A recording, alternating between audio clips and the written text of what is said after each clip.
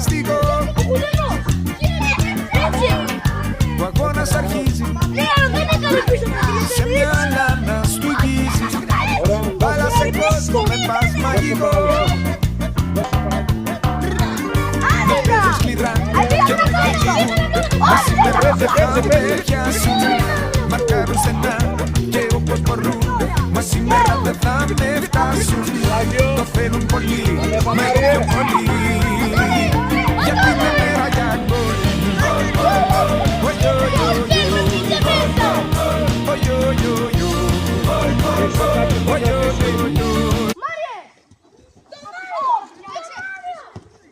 Κάτω! Καλό Παύλε! Καλό Παύλε! Κλείσε πόρτα!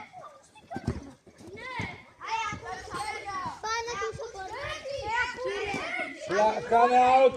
Out είναι!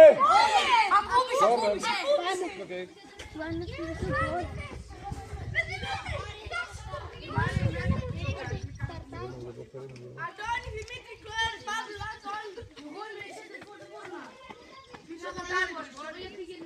Στα 6 βήματα είναι ο αντίπαλος. Καλό.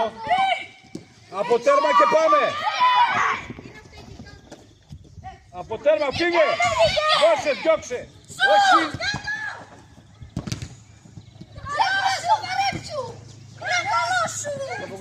Στο κέντρο. Από κέντρο, από κέντρο. Τρεχάμινα τώρα, τρεχάμινα τώρα. Φύγε, φύγε, φύγε. Ρε Διονύση, πήγαινε μπροστά ρε, ποια άμυνα ρε. Δεν μπορείς να 4 άτομα άμυνα. Θα ακούεις καμιά ώρα. Παίζε. Ήρεμος, πάμε, Παουλέ, Κλωέρ. Κάντο. Άντε ρε Κλωέρ. Κάντο.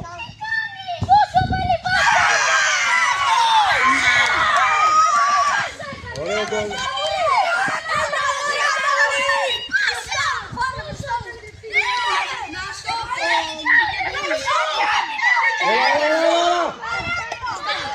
Συμφωνία, πάμε, παίζει. Πέναλτι.